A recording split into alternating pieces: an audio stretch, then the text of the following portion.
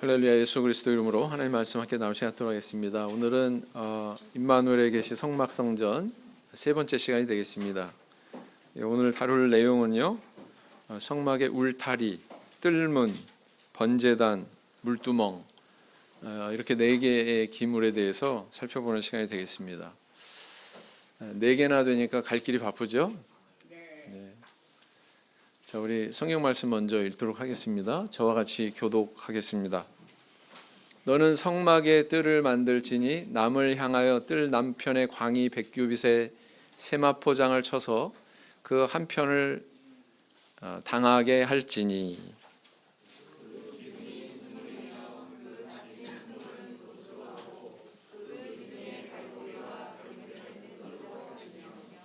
그 북편에도 광이 100규빗의 포장을 치되 그 기둥이 수물이며 그 기둥의 받침 수물은 노수로 하고 그 기둥의 갈고리와 가름대는 은으로 할지며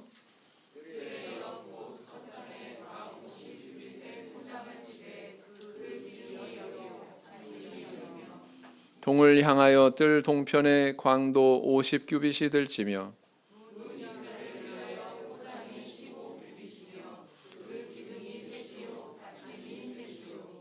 문 저편을 위하여도 포장이 15규빗이며 그 기둥이 셋이요 받침이 셋이며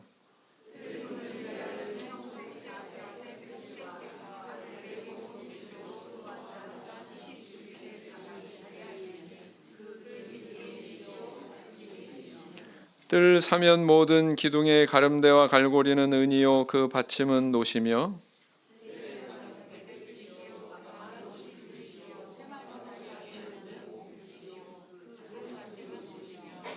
성막에서 쓰는 모든 기구와 그 말뚝과 뜰의 포장 말뚝을 다 노스로 할지니라. 어떻게 읽을만 하신가요? 이게 출애굽기 25장부터 40장까지 그냥 계속 나오니까 성경 통독하는데 적지 않은 시험거리가 되죠? 네. 오늘 갈 길이 바쁘기 때문에 동영상은 생략하고요. 다 나옵니다. 슬라이드로 다 나오니까 뭐 이미 이제 보신 바와 같이 이제 이렇게 생긴 게 성막이죠. 오늘 이제 다룰 것들은 이제 울타리, 뜰문, 먼저 이렇게 두 가지를 다루게 되는데요. 방금 읽으신 성경 구절을 이렇게 나열을 해보면, 요약을 해보면 이렇습니다. 북쪽 남쪽의 길이가 100규빗이다. 그런데 100규빗은 45.6m입니다. 1규빗은 어떤 길이에요? 사람이 이렇게 손을 펼쳤을 때 요 끝에서 요 팔꿈치까지의 요 거리 100규빗이 45.6m라고 그런 거 보니까 여기서부터 여기까지가 1규빗인데 1규빗은 45.6cm구나 라는 거 알 수 있죠? 네. 곱하기 100 하면은 됩니다. 45.6m가 나옵니다. 북쪽 남쪽 기둥의 수는 몇 개냐? 20개다라는 겁니다. 근데 이따 사진 보시면 몇 개로 보이냐면 21개로 보이죠. 그 이유는 잠시 뒤에 한번 살펴보고요.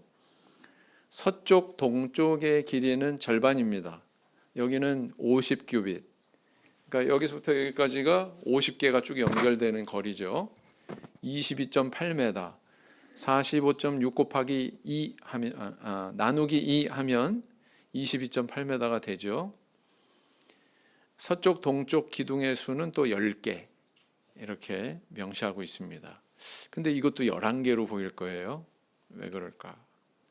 그 다음 울타리 높이는 한 2.3m 정도 됩니다. 5규빗이니까 45.6cm에다 곱하기 5 하면 되겠죠. 그래서 보통 우리 건물에 한 층의 높이가 그 정도 되거든요. 그러면 뭘 상상해 볼 수 있냐면 일반인이 농구 선수가 아닌 이상 딱 이렇게 섰을 때 저 안쪽을 볼 수 있어요, 없어요? 못 보겠죠? 높아서. 그래서 이쪽으로 이제 그림으로 설명하자면 기둥이 20개인데 하나 둘 셋 넷 쪼개서 세 보세요. 다 세셨죠? 21입니다. 21. 왜 그럴까요? 이거는 동쪽 서쪽의 기둥하고 겹치기 때문에 그렇습니다. 그렇죠? 네. 그래서 하나는 빼야 된다. 그러면 20개가 맞다. 이쪽에는 기둥이 10개가 되겠습니다. 여기도 역시 하나를 떼야 되겠죠? 네. 높이는 뭐 2.3m 또는 2.5m 뭐 이 정도 되겠습니다. 성막 울타리를 구성한 재료, 이제 재료라고 하는 표현이 나왔으니까 좀 이제 저희들이 생각해 보면 성막에 등장하는 여러 가지 재료들이 있는데 그 재료가 가지고 있는 상징적 이미지가 있습니다. 상징적 메시지가 있습니다. 그리고 또 어떤 식양, 다시 말하면 설계도가 있는데 어떻게 생긴 그 모양 자체가 또 가지는 상징적인 메시지가 있습니다. 이런 것들을 우리가 좀 주의해서 살펴봐야 여기서 이제 교훈이 추출이 되는 거죠. 성막 울타리의 재료, 첫째 포장, 천으로 이렇게 둘렀는데 흰색의 세마포 천으로 두른 것을 알 수가 있죠. 그다음 갈고리는 은으로 해라 이렇게 말씀하셨고 가름대도 은으로 해라. 받침은 노수로 해라. 포장 말뚝도 노수로 해라 이렇게 말씀하고 있습니다. 구체적으로 어디를 가리키느냐? 이렇게 있으면은 이 기둥의 위쪽에 가름대, 갈고리, 갈고리에는 이제 이렇게 끈을 연결해 가지고 말뚝으로 이렇게 연결이 되는 그 연결고리가 바로 갈고리가 되겠죠. 그래서 이쪽은 위에 쪽은 은으로 하고 밑에 쪽은 뭐예요? 받침 쪽은 노수로 해라. 말뚝도 노수로 해라. 이렇게 지시하고 있습니다. 이 성막 울타리가 그러면 존재하는 것은 우리한테 어떤 의미가 있느냐? 성막의 그 건축을 하나님께서 명령하실 때에 이 하나하나 한 단계 한 단계에서 접근하지 마라, 가까이 하지 마라, 함부로 접근하지 마라, 이런 경고가 거듭되고 있습니다. 안 그러면 죽임당한다. 이런 경고들이 거듭되고 있거든요. 그거 우리가 좀 주의해서 볼 필요가 있죠. 이 성막은 이렇게 세마포 포장으로 이렇게 쭉 둘렀기 때문에 대단히 밝은 그런 느낌을 주는데 그 대신에 이제 이 성막을 중심으로 해서 이스라엘의 12지파가 다 이렇게 텐트를 쳤다고 그랬잖아요. 세 지파, 세 지파, 세 지파, 세 지파에서 12지파 이렇게 텐트를 쳤는데 그것은 보통 뭐 동물의 가죽 이런 걸로 만들기 때문에 굉장히 칙칙합니다. 색깔이. 그래서 이렇게 보면 굉장히 색깔 면에서 대조를 이루고 있다 이렇게 볼 수가 있습니다. 이 백성들은 함부로 이 성막에 접근하지 못하도록 하나님께서 계속 경고를 하십니다. 이게 도대체 뭘 의미할까? 이것은 하나님과 인간 사이의 그런 단절된 상황에 대한 반영이다 이렇게 볼 수가 있습니다. 에덴 동산에서도 인간이 범죄한 다음에 하나님께서 그룹과 두루 도는 화염검으로 생명나무에 접근하는 것을 막으셨다 이렇게 기록하고 있지 않습니까? 그래서 하나님과 인간 사이의 관계가 불화하게 된 다음부터 이렇게 담이 생겼다라는 것을 알 수가 있거든요. 뭔가 벽이 생겼다라는 것을 알 수가 있거든요. 성막의 울타리는 바로 그런 상황을 상징하고 있다 이렇게 볼 수가 있습니다.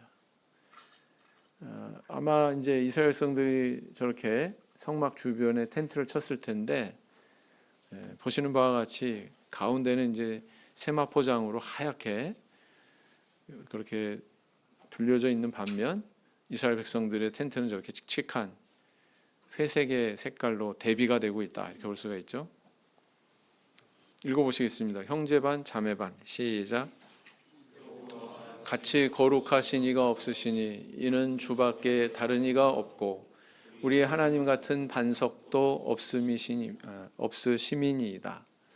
자매반, 너는 아론과 그 아들들을 세워 제사장 직분을 행하게 하라. 외인이 가까이 하면 죽임을 당할 것이니라 그랬어요.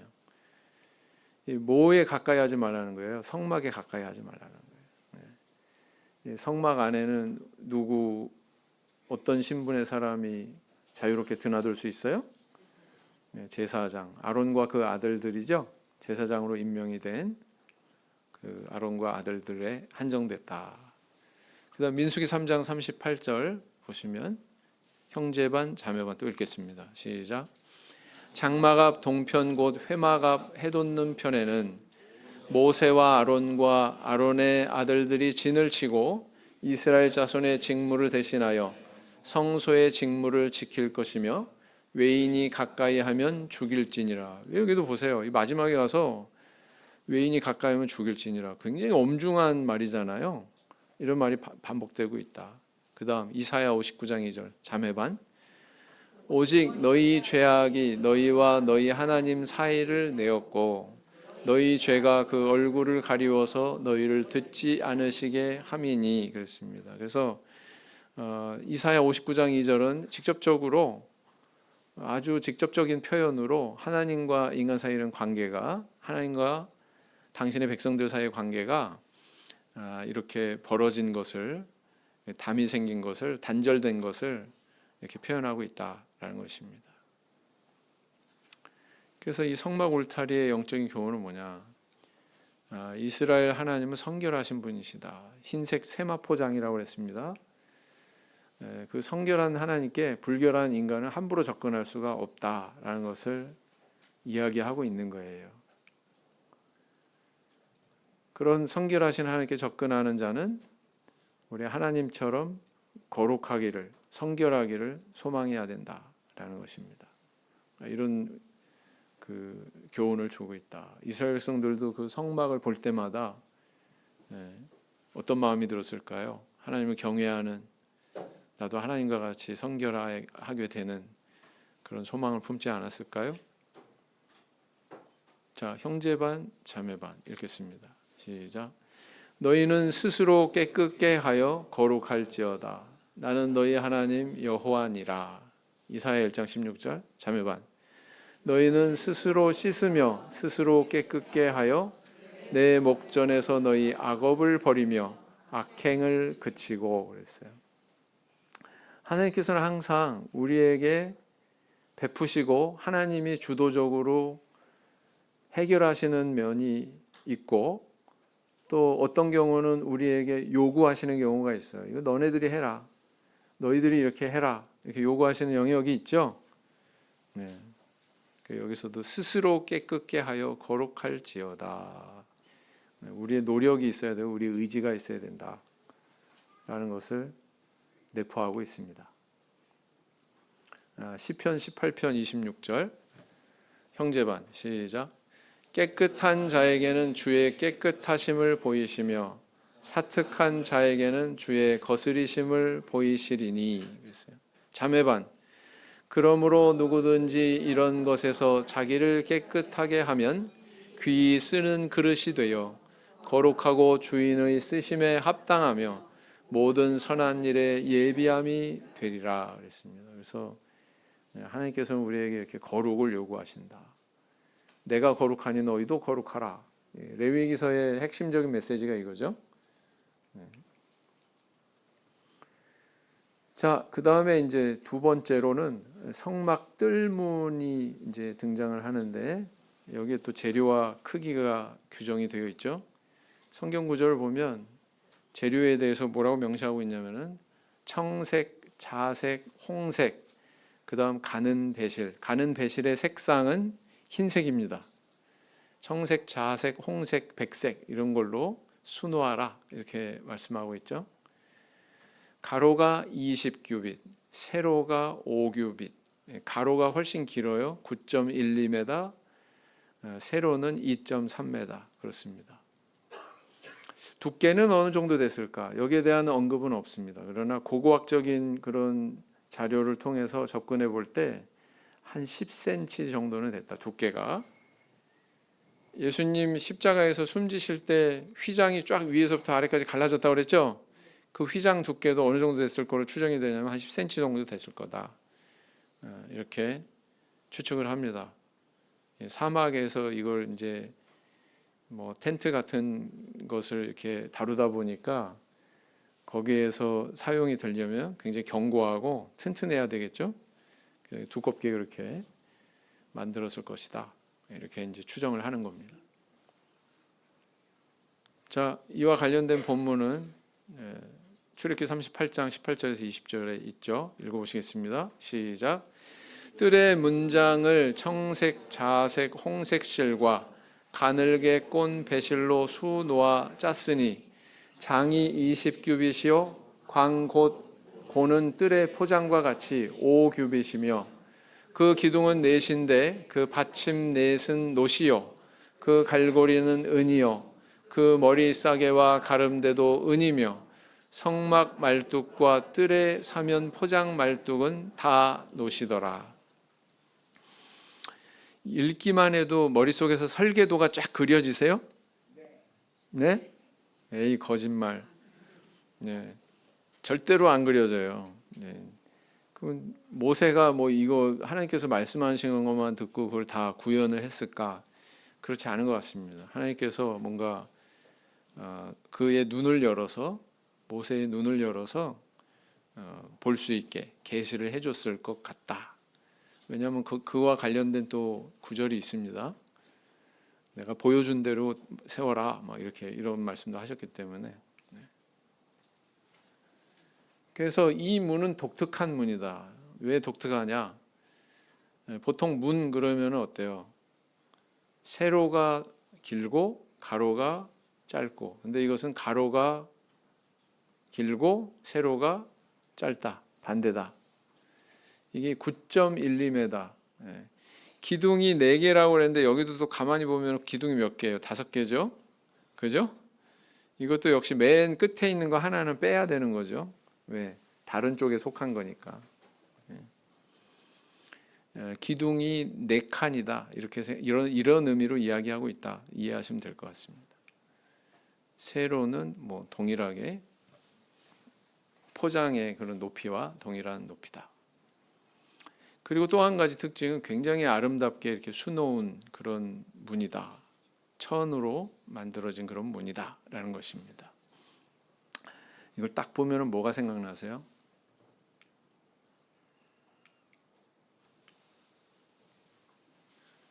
조금 있다가 이제 뭐가 생각나야 되는지를 말씀드릴게요. 뜰문의 존재 의미는 뭐냐?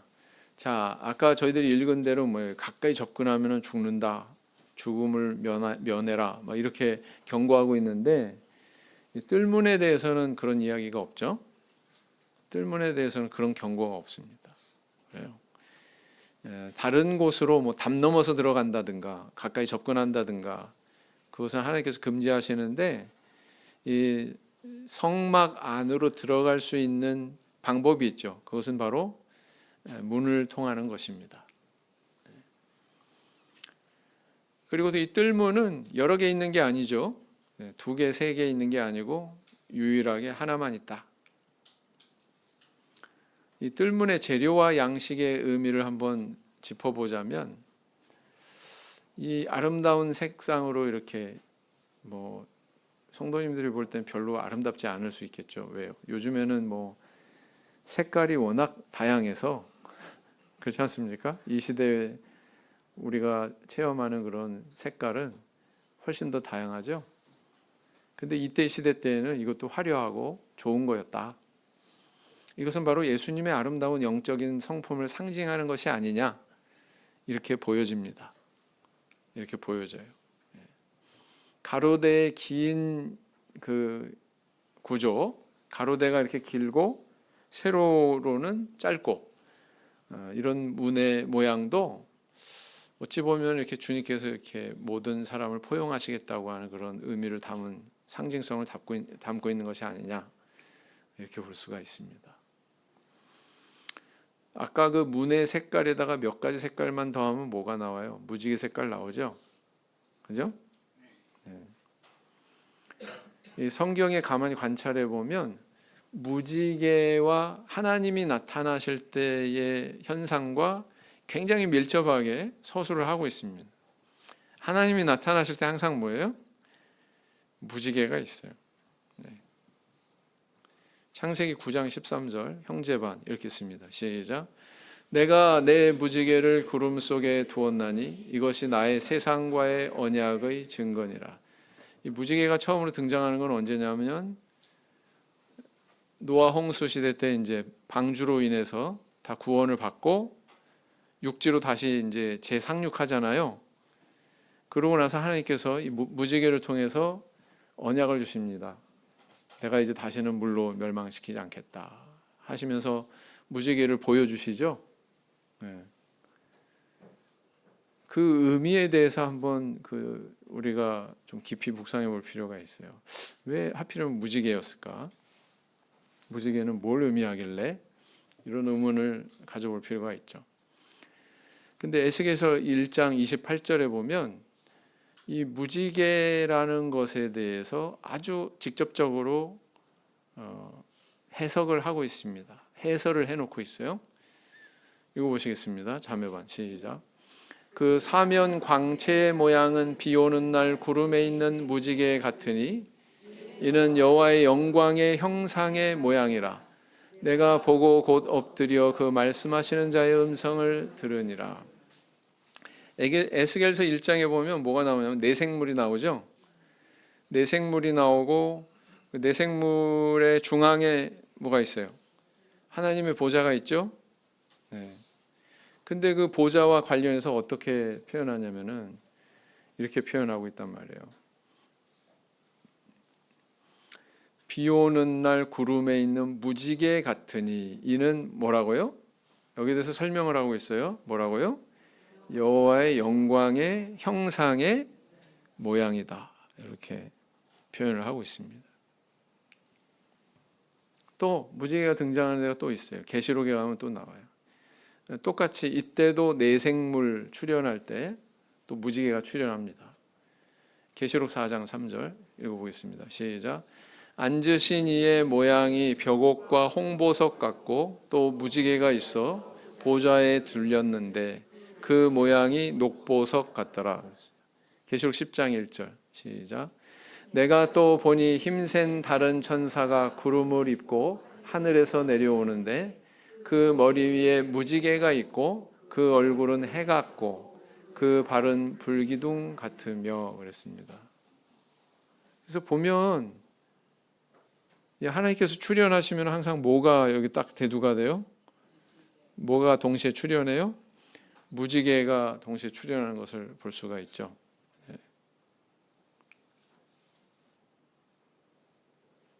그래서 저 뜰문, 뜰 안으로 들어가는 성막의 저 문은 이런 무지개의 아름다운 그런 모습을 연상시키는 그런 경향이 있습니다. 그래서 이런 것들을 종합해서 보면 이 뜰문은 뭘 상징할까? 먼저 이제 성막 안으로 들어가는 문이 유일한 하나인 것처럼 예수님은 우리를 천국으로 인도하시는 유일한 문이시죠. 구원의 문이시죠. 네. 그리고 또 이 아름다운 색깔은 바로 주님께서 우리에게 나타내시는 아름다운 성품을 나타내는 것이 아닌가. 아름다운 성품을 상징하는 것이 아닌가 이렇게 보여집니다. 사랑이 많으시고 자비하시고 긍휼이 풍성하시고 공의로우시고 여러 가지 그런 우리 하나님의 아름다운 성품이 있죠. 네, 그런 것들을 상징하고 있는 것이 아니냐 이렇게 보여집니다. 자, 요한복음 14장 6절 형제반 시작. 예수께서 가라사대 내가 곧 길이요 진리요 생명이니 나로 말미암지 않고는 아버지께로 올 자가 없느니라. 사도행전 4장 12절. 제자들도 예수님의 유일성에 대해서 이렇게 고백했죠. 자매반 시작. 다른 이로서는 구원을 얻을 수 없나니 천하 인간의 구원을 얻을 만한 다른 이름을 우리에게 주신 일이 없음이니라 하였더라. 그랬어요. 예수님은 우리에게 있어서 유일한 구원의 문이다. 예수님 자신이 요한복음 10장에서 뭐라고 하셨어요? 나는 양의 문이다. 이렇게 말씀하셨죠? 네, 요한복음 10장 7절 형제반 밑에 자매반 형제반.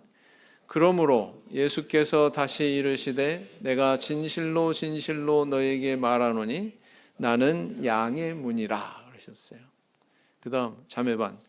문지기는 그를 위하여 문을 열고 양은 그의 음성을 듣나니 그가 자기 양의 이름을 각각 불러 인도하여 내느니라.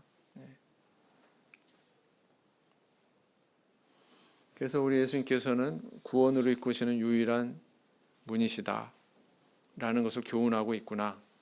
성막의 문의 의미를 그렇게 삼아 볼 수가 있습니다. 자, 그 다음에 이제 번제단이 있죠. 이제 세 번째 기물인 번제단으로 들어가면 이제 문 안으로 들어가면은 뭐가 있어요? 뜰이 있죠.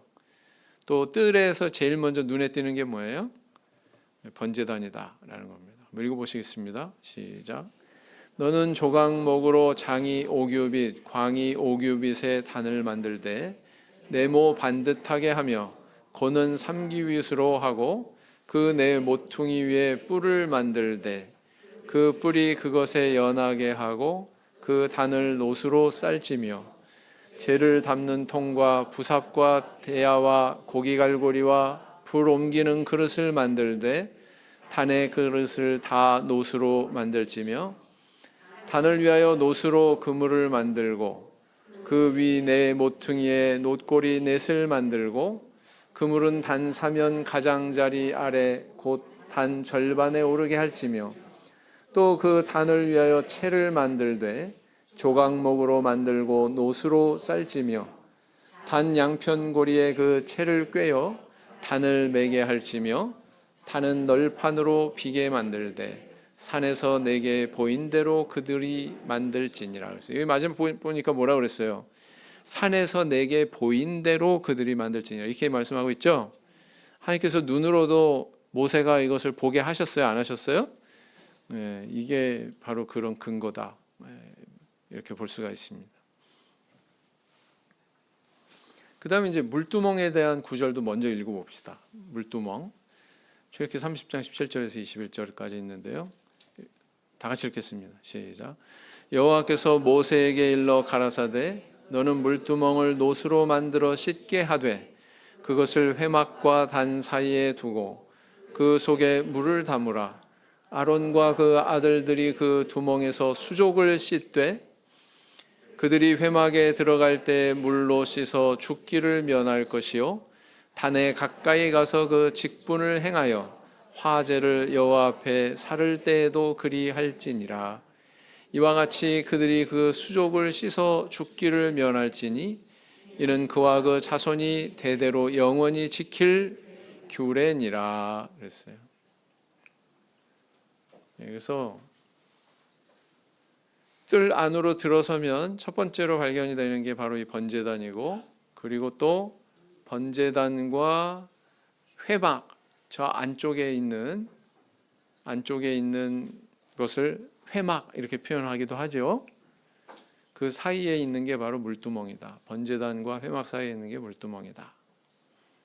위치를 저렇게 뒀다라는 거예요.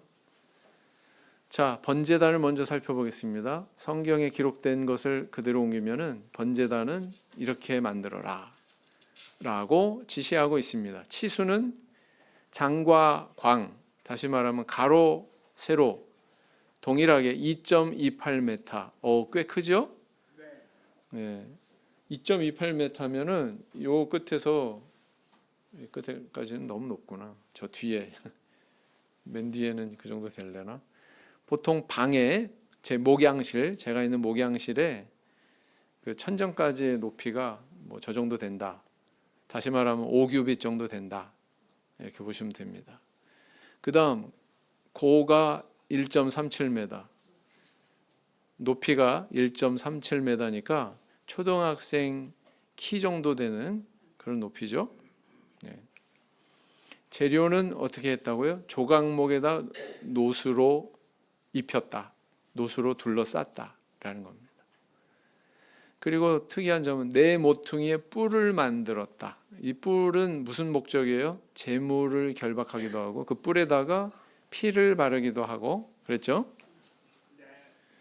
그 재를 담을 통, 부삽, 대야, 고기 갈고리, 불을 옮길 그릇을 만들었다.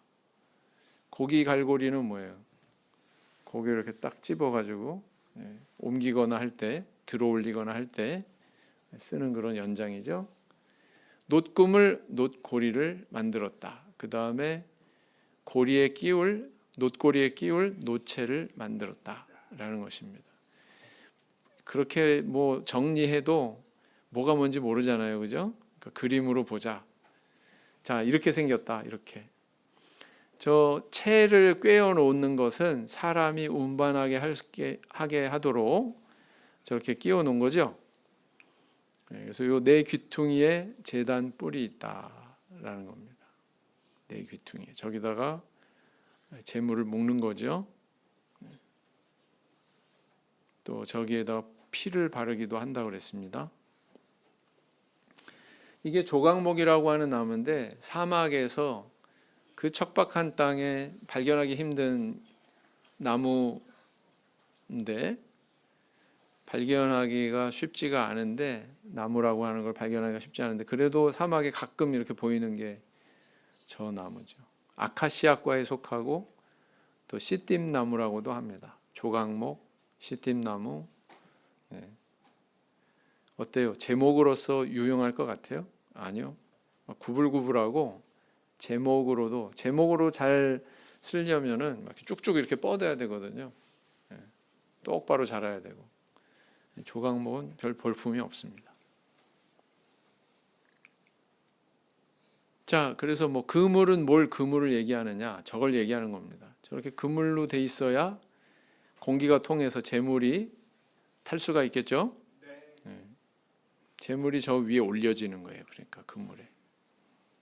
그다음 놋고리를 만들어라. 놋고리는 여기 있죠. 여기 귀퉁이에 이렇게. 저 고리에다가 지금 채를 이렇게 꿰어 놓은 거죠. 저걸 뭐 뺐다 꼈다 하는 게 아니라 저렇게 끼워 놓은 채로 그렇게 안치하고 이동할 때는 또 그냥 그거 채로 옮기기도 하고 그렇게 하는 거죠. 그 다음에 이제 여러 가지 부속 장비들, 네, 이런 것들을 만들어라 그랬습니다. 자, 번제단의 기능은 뭐예요? 번제단의 기능은 재물을 사르는 건데 이 번제단이라고 하는 이 단어의 어원은 도살하다, 죽이다 이런 뜻의 히브리어 단어가 자바흐인데 여기에서 이 번제단이 유래했다라는 것입니다. 그래서 하나님 앞에 제물을 불살라 제사 드리는 도구, 이게 바로 번제단이죠. 여기에는 여호와의 불만 사용해야 했다. 여호와의 불이 뭘까요? 여호와의 불이 따로 있고 사람의 불이 따로 있고 그런가요? 따로 있습니다. 이 성막을 완성했을 때 이 제단 위에 제물을 이렇게 올려놨는데 갑자기 하늘에서 불이 내려가지고 이 제단에 있는 제물을 불살랐죠. 그때 내린 불, 그게 바로 뭐예요? 여호와의 불.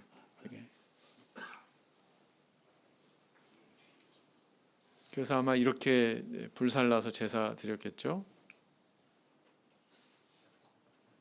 내 귀퉁이에다가 재물을 저렇게 묶어가지고 불사르는 제사의 장면입니다. 가만히 관찰하면은 재밌는 그런 장면들이 묘사가 되어 있습니다. 밑에 중앙에 보시면 제사장과 백성과 제물이 같이 이렇게 있죠. 한데, 그죠? 백성이 와서 이제 제물 위에다 안수하는 거예요. 이렇게. 제사장이 아닙니다. 백성이 제물한테 안수를 하면 내가 어떤 범죄한 그 죄가 이쪽으로 전가되는 거고 제물의 정결함은 나한테 오는 거고 교환이 이루어지는 거죠. 네. 그래서 죄를 뒤집어 쓴 이 제물이 이 짐승이 불살라지면 나의 죄도 소멸이 되는 그런 의미를 담고 있는 거다. 번제단과 관련된 사건들이 있습니다. 성경에 보면 어떤 사건이 있었냐면은 먼저 이 번제단이라고 하는 기물을 생각하기 전에 놋이라고 하는 재료가 굉장히 어떤 상징성을 담고 있어요. 놋이라고 하는 재료와 관련해서 출애굽 광야 시대 때 놋뱀 사건 아시죠? 놋뱀을 장대에 달아가지고 불뱀에 물려가지고 막 아우성치는 이스라엘 백성들이 목숨을 구하게 되는 그 장대에 매단 뱀을 쳐다봐서 놋으로 만든 불뱀을 쳐다봐서 살아나게 되는 그런 기적의 사건이 있죠. 근데 예수님께서 이 사건을 인용하셔서 말씀하셨습니다. 니고데모와의 대화에서 이걸 인용을 해서 말씀을 하시죠. 모세가 광야에서 뱀을 든 것처럼 인자도 들려야 하리니 이렇게. 자, 그다음 이 번제단 불과 관련해서 놋이 아니라 이제 불이요. 번제단의 그 불과 관련해서 아론의 두 아들 나답과 아비후가 다른 불을 사용하는 바람에 여호와께서 명하시지 않은 다른 불을 사용하는 바람에 죽게 되는 그런 사건이 일어나죠. 이게 그 레위기서 10장인가에 있는데요. 그 앞에 내용을 쫙 읽어보면 여호와께서 명하신 대로 했다. 여호와께서 명하신 대로 했다. 그러다가 10장에 와서 나답과 아비후가 여호와께서 명하시지 않은 다른 불로 제사드렸다. 이렇게 나옵니다. 그게 대조가 되고 있죠. 한번 읽어보세요. 그런 관점에서. 그 다음 또 하나의 사건이 있는데요. 이 번제단의 뿔, 아까 얘기한 그 뿔, 네 귀퉁이에 이제 뿔이 있다고 그랬는데 솔로몬 시대에 자기가 스스로 자고하고 높아져 가지고 임금이 되고자 하는 다윗 왕의 아들이 있었는데 아도니아죠. 아도니아. 그죠? 근데 그가 이 번제단 뿔을 잡고 위기 상황에서 안 죽으려고 나 여기 딱 잡았으니까 이제 난 정결하게 됐다. 나 함부로 못 죽인다. 뭐 이렇게 주장하던 그런 사건이 있죠. 그럼에도 불구하고 결국은 죽었지만. 그래서 민수기 21장 7절에서 9절 내용은 생략하겠습니다. 자, 요한복음 3장 14절 읽어보겠습니다. 시작. 모세가 광야에서 뱀을 든 것 같이 인자도 들려야 하리니 그랬어요. 이때 뱀을 들은 것은 실제 뱀이 아니고 놋으로 만든 불뱀 모형 맞죠? 근데 이 놋이라고 하는 재료에 대해서 우리가 좀 주목해야 돼요. 계시록 1장 15절에 보면 뭐라고 이렇게 하냐면 그의 발은 예수님의 발이죠. 풀무에 단련한 빛난 주석 같고 그랬는데 이 주석이요. 이 원문에 보면 사실 이게 놋이에요. 놋 같은 것을 가리키는 겁니다. 근데 여기는 주석이라고 번역을 하고 있는 거죠. 그의 음성은 많은 물소리와 같으며. 그래서 예수님의 발이 주석으로 돼 있대요. 놋으로 돼 있대요.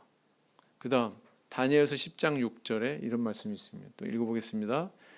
그 몸은 황옥 같고 그 얼굴은 번갯빛 같고 그 눈은 횃불 같고 그 팔과 발은 빛난 놋과 같고 그랬죠? 여기에도 이제 그 예수님의 형상을 표현하는 것인데 여기에 놋과 같고 이렇게 표현을 하고 있다라는 사실입니다. 그래서 이 놋이라고 하는 금속이 굉장히 어떤 상징성이 있습니다. 성경 안에서 이것은 어떤 연단, 고난, 시련 이런 것들을 이런 이미지를 담고 있다. 놋은 그렇습니다. 열왕기상 1장 51절 읽어보시겠습니다. 시작. 혹이 솔로몬에게 고하여 가로되 아도니아가 솔로몬 왕을 두려워하여 지금 제단뿔을 잡고 말하기를 솔로몬 왕이 오늘날 칼로 자기 종을 죽이지 않겠다고 내게 맹세하기를 원한다 하나이다. 그랬지만 결국은 죽었죠. 제단뿔에 접촉하면 거룩하게 되고 깨끗하게 된다. 이런 신앙이 있는 겁니다. 시편 118편 27절에 제단불과 관련해서 이런 구절이 있습니다. 읽어보시겠습니다. 여호와는 하나님이시라 우리에게 비추셨으니 줄로 희생을 제단불에 멜지어다. 여기서 희생 제물, 정확하게 얘기하면 희생 제물, 이게 더 정확한 표현이죠. 레위기 8장 15절도 이렇게 씁니다. 시작. 모세가 잡고 그 피를 취하여 손가락으로 그 피를 단의 네 귀퉁이 뿔에 발라 단을 깨끗하게 하고 그 피는 단 밑에 쏟아 단을 속하여 거룩하게 하고 그랬어요. 그래서 여기에 피를 바르는 것은 정결하게 하는 거예요. 깨끗하게 하는 거예요. 정화시키는 거예요. 그런 의미가 있다. 레위기 10장 1절에서 2절 읽어보시겠습니다. 시작. 아론의 아들 나답과 아비후가 각기 향로를 가져다가 여호와의 명하시지 않은 다른 불을 담아 여호와 앞에 분향하였더니 불이 여호와 앞에서 나와 그들을 삼키매 그들이 여호와 앞에서 죽은지라 그랬어요. 민수기는 이 사건에 대해서 어떻게 평가하고 있느냐? 민수기 26장 61절 읽으시겠습니다. 시작. 나답과 아비후는 다른 불을 여호와 앞에 들이다가 죽었더라 이렇게 기록하고 있죠. 그래서 이런 사건이 결부되어 있는 것이 번제단과 관련된 번제단의 재질인 놋, 번제단에서 드려졌던 불, 그 제사에 사용이 됐던 불, 뭐 이런 것들과 관련해서 있었던 사건들이다라는 것입니다. 그래서 이 번제단이 주는 교훈은 뭐냐? 이것은요, 십자가의 상징이 아닌가 이렇게 이제 여겨집니다. 놋제단은 제물이 결박이 되잖아요, 그죠? 우리 예수님께서 제물이 되셨잖아요, 십자가에서. 바로 그 단계를 이 놋제단이 상징하는 것이 아니냐 이렇게 볼 수가 있습니다. 성경에서 하나님께서는 이 죄에 대해서 분노하시고 소멸하시는 불과 같다 이렇게 표현하고 있습니다. 그게 어디에서 이루어져요? 번제단에서. 그게 어디에서 신약 시대에 이루어졌어요? 십자가 위에서. 그죠? 번제단의 뿔에 이 제물이 결박된 것처럼 우리 예수님께서는 십자가 위에 결박되셨죠? 제물로서. 그래서 이 번제단은 바로 예수 그리스도의 십자가와 대비가 되는 그런 상징성을 가지고 있다 이렇게 볼 수가 있습니다. 그 다음 놋이라고 하는 같은 재질로 이제 연결이 돼서 어디로 건너가냐면 물두멍으로 건너갑니다. 번제단 다음에 있는 기물이 뭐예요? 물두멍이죠. 물두멍에 대한 그런 구절을 아까 읽으셨는데 그 재료는 아까 번제단과 동일하게 놋이다. 크기 전부 다 뭐 크기를 이렇게 명시하는데 이 물두멍만큼은 별다른 크기가 명시되어 있지 않아요. 크기에 대해서는 침묵하고 있습니다. 그래서 이제 번제단과 성소문, 다시 말하면 회막문 그 사이에 이제 둔다고 그랬고, 뭘로 만들었느냐? 회막에서 수종드는 여인들의 거울로 만들었다 이렇게 기록하고 있습니다. 회막에서 수종드는 여인들이 있었죠, 그죠? 이 여인들이 가지고 있는 거울로 만들었다. 거울로 어떻게 물두멍을 만들지? 이때 거울은 우리가 요즘에 사용하고 있는 유리에다가 뒤에 이렇게 코팅해가지고 그 뭐죠? 뭘로 코팅하는 거죠? 잊어버렸네. 그런 거울이 아닙니다. 이 시대에는 거울을 뭘로 만들었어요? 놋으로 만들었어요. 놋을 맨질맨질하게 이렇게 평평하게 표면을 다듬으면 이렇게 비치면 잘 보여요, 안 보여요? 잘 보여요? 흐릿하게 보여요? 네, 흐릿하게 보이죠? 고린도전서 13장에 우리는 지금 거울을 보는 것 같이 흐릿하지만 나오잖아요. 그때는 밝히 볼 거다. 왜 흐릿해요?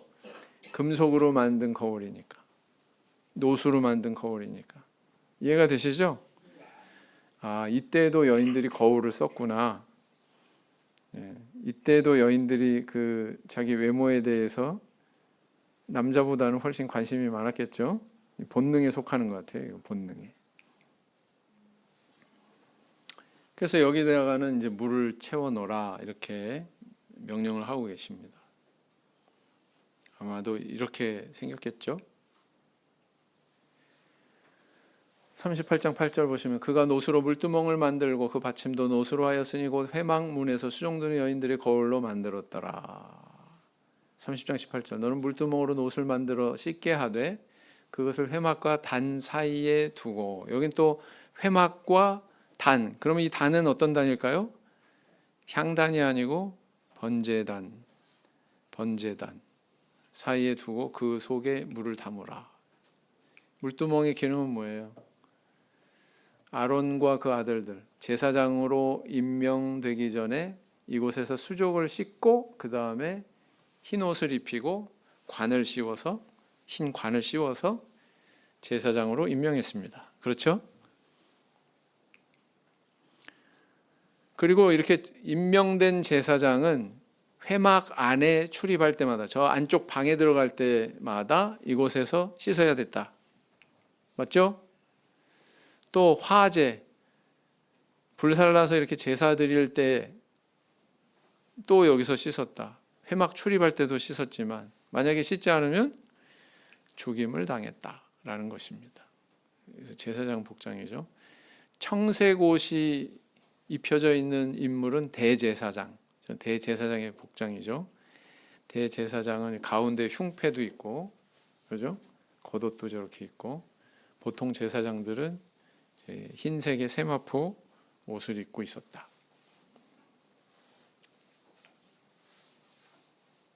읽어보겠습니다. 시작.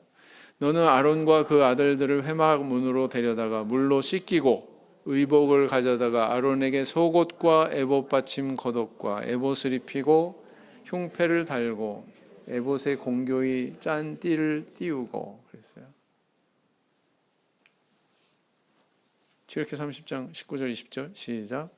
아론과 그 아들들이 그 두멍에서 수족을 씻되 그들이 회막에 들어갈 때에 물로 씻어 죽기를 면할 것이요 단에 가까이 가서 그 직분을 행하여 화제를 여호와 앞에 살을 때에도 그리할지니라. 그래서 관련 구절을 또 이렇게 저희들이 한번 묵상해 볼 수가 있죠. 형제반 이렇게 씁니다. 시작. 대저 우리는 다 부정한 자 같아서 우리의 의는 다 더러운 옷 같으며 우리는 다 쇠폐함이 잎사귀 같으므로 우리의 죄악이 바람같이 우리를 몰아가나이다. 자매반 누구든지 그리스도와 합하여 세례를 받은 자는 그리스도로 옷 입었느니라. 사실 이 물두멍에서 이렇게 정결하게 되고 제사장이라고 하는 신분으로 이렇게 세워지고 하는 것은 오늘날 신약 시대에 우리가 세례를 받고 하나님의 영적인 제사장이 되는 새로운 신분을 얻는 그것을 상징하고 있다. 이렇게 볼 수가 있죠? 네. 아니 목자님, 근데 뭐 회막 안에 왔다 갔다 할 때마다 또 화제로 제사 드릴 때마다 계속 씻게 했잖아요. 계시록에 보면 뭐예요? 또 그 옷을 씻어 희게 했다라는 표현만 있는 게 아니라 그 옷을 더럽히지 않고 뭐 옷을 빠는 자는 복이 있다 뭐 이런 말씀도 있고 그렇죠? 네. 그런 것도 우리가 주목해 볼 필요가 있어요. 우리는 세례 받았지만 사실은 세례 받은 건 출발이고 세례 받는 것과 같은 역사는 우리 속에서 계속돼야 돼요. 그래서 있는 게 예배 아니겠습니까? 맞죠? 예배는 영적인 세탁기 속에 들어갔다 나오는 거다. 그래서 우리가 정결함이 훼손이 될 때 하나님 앞에 예수 그리스도의 십자가와 다시 연합해서 죄에 대해서 죽고 의에 대해서 다시 사는 역사가 우리가 죽을 때까지 하나님 앞에 갈 때까지 우리 안에서 계속되는 거다. 죽었다가 산다는 건 뭐예요? 로마서 6장 3절 5절에 있는 말씀처럼 세례의 의미예요. 세례의 정의예요. 십자가와 연합해서 죽고 다시 살고 하는 것은 그렇다. 자, 그다음 성소에서 수종드는 여인들의 회막에서 수종드는 여인들의 거울로 만들었다고 그랬잖아요. 물두멍을. 그죠? 육적인 아름다움을 치장하는 도구인 그 거울을 어때요? 거기서 씻는다는 의미는 뭐예요? 영적으로 치장한다는 의미죠. 베드로전서 3장 3절에서 4절 읽어보시겠습니다. 시작. 너희 단장은 머리를 꾸미고 금을 차고 아름다운 옷을 입는 외모로 하지 말고 오직 마음에 숨은 사람을 온유하고 안정한 심령에 썩지 아니할 것으로 하라. 이는 하나님 앞에 값진 것이니라 그랬어요. 또 로마서 13장 14절 시작. 오직 주 예수 그리스도로 옷 입고 정욕을 위하여 육신의 일을 도모하지 말라 그랬어요. 그래서 이렇게 육신의 치장을 할 도구를 하나님께 드렸을 때 하나님께서는 뭐예요? 영혼을 치장하는 도구가 될 수 있게 그렇게 또 변화시켜 주셨죠. 그래서 물두멍의 영적인 교훈은 바로 이런 점에 서 있다라는 것입니다. 너희 영혼을 아름답게 가꾸라. 오늘 여기까지 살펴봤습니다. 묵상기도 하시겠습니다.